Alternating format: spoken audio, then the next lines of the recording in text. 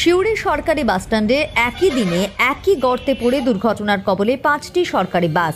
সিউড়ি সরকারি বাসস্ট্যান্ড থেকে বেরোবার মুখে রয়েছে একটি কাউকাচার। সেই কাউকাচারের একাংশ ভেঙে যাওয়াতে বিপত্তি। আজ সকাল থেকে পরপর 5টি বাস পারাপার করার সময় ওই কাউকাচারের মধ্যে পড়ে। ক্ষতিগ্রস্ত হয়েছে 5টি বাসের যন্ত্রাংশ ও চাকা। যদিও এই ঘটনায় আহত হয়নি কোনো যাত্রী। স্থানীয় যাত্রীরা বলছেন, দীর্ঘদিন ধরেই এমন অবস্থাতেই পারাপার করতে হচ্ছে বাসগুলিকে।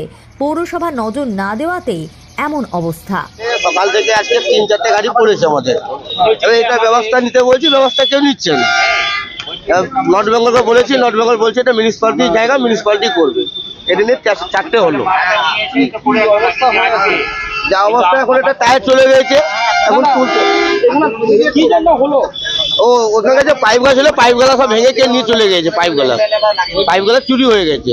ওটা কালকে রাতে হয়েছে, সকাল থেকে এই দুর্ঘটনা হচ্ছে। কতগুলো গাড়ি হয়েছে? এটা নিয়ে এটা 4 নম্বর।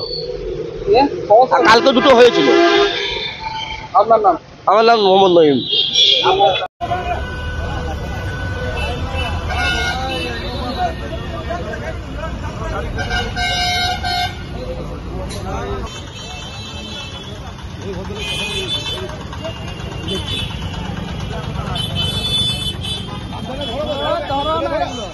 নাম তো 1 ঘন্টা না, নাম তো মাথায় লেগে